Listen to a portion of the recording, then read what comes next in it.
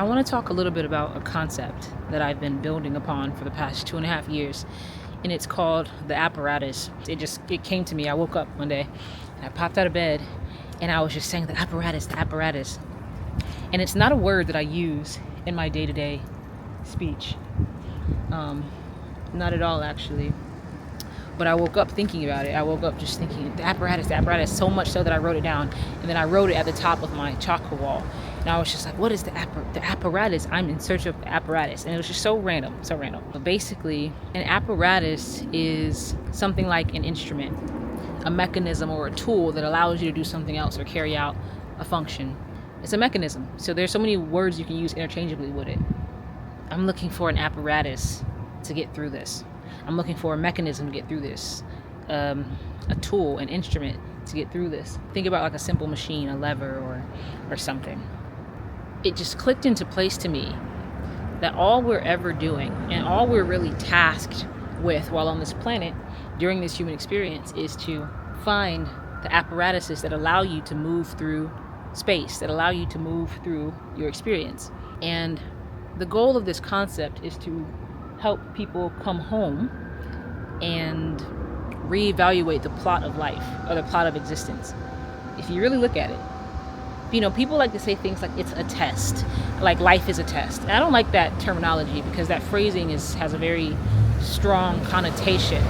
And like a test almost feels like it's out to get you, like it's almost like pass or fail, But I don't think that's what life's about. I think life is about just continually going as far as you can and evolving as much as you can by finding all of the apparatuses, all of the mechanisms that get you through things. Because through finding the apparatus, finding the instrument in every given situation to get you through life, by doing that, you're collecting data on yourself. You begin to learn things about yourself. So an example is, whenever you're faced with an obstacle, instead of just thinking that, okay, I can't do that, or I'm not someone who can speak publicly, or I'm not someone who could be a cheerleader, or I'm not someone whatever, ask yourself, what is the apparatus here? What is my apparatus here? And then you go on a journey to figure out what your thing is here, what the way is for you through. And by getting your thing, and it's going to be different from other people, and everyone might have a different apparatus, different things that get them through. But once you find yours for something, you learn a little bit about your essence. You learned a little bit about something that works for you, and it makes you gain familiarity with yourself and your soul. And that is the point. I think the only point of life is to be dropped here in whatever specific circumstance you've been dropped here in whatever place, whatever time, and that's your mission, just to go through that life. And to move through that life and to expand during that life. It's not to hit specific marks. However, for your journey, you might create certain marks for yourself, and hitting those is how you're evolving your soul. There are so many infinite ways that you can be successful on this planet. For one person, it might be becoming a multi-billionaire. For someone else, it might be learning to mop floors really, really well, like the best person in their village to mop a floor, and everyone wants to come to you for it because you're so good at it. And that is your thing that you're trying to develop. And both of those are heroic tasks. Both of those stories are heroic epics, depending on your framing. But I hope I'm not doing a botched job at explaining this concept, but because I'm writing on this, a lot of stuff about this. But the idea is just to say, what's the apparatus here? So me as an artist, I give this example to other artists when I'm explaining the concept. For a long time, I had a hard time filling up a background or filling up an open space in a drawing because it just felt so boring and repetitive trying to do that. That's why I always had drawings of subjects with no background or no texture and things like that. And I knew I needed to find a way to draw backgrounds and to be able to just make pieces more dynamic and things. And I needed to develop some kind of patience that allowed me to draw a pattern repetitively to fill a space. And what I found, and I said, what's my apparatus here? How can I do this? How can I find a way to get me through this? What's my thing that will allow me to do this thing? And for me, I found that it was a specific kinetic movement and rhythm of how I repetitively moved my pen or moved my hand. But it's a specific movement of sketching that I can just do over and over and over and on autopilot. And why this works for me is because, one, that movement for me releases tension. It releases tension and it allows my thoughts to flow. It allows my thoughts to flow smoothly.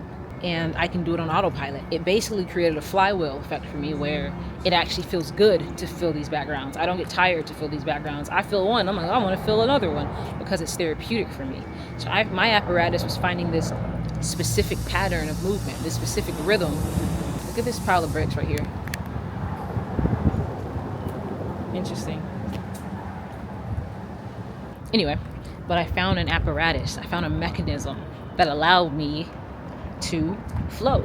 I can go back and look at any piece I've made and recognize that pattern and see, oh, okay, I was releasing here. I can feel the energy of it. So just a beautiful way to get through it. You know, back in the day, I would have been like, oh, I don't like doing backgrounds. I just don't like doing backgrounds. Or you can expand and learn a little bit about yourself through the search. That's the search part, you know. It's not really being in search of any kind of success. It's just being in search of the apparatus. And I think this philosophy, if people can embrace it, of being in search of the apparatus, is really the same thing as just being immersed in love, being interested and curious about yourself. But it's a calmness.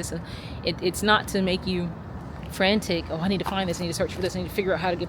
Like, no, it's a calm, evolving search. It's not a frantic search.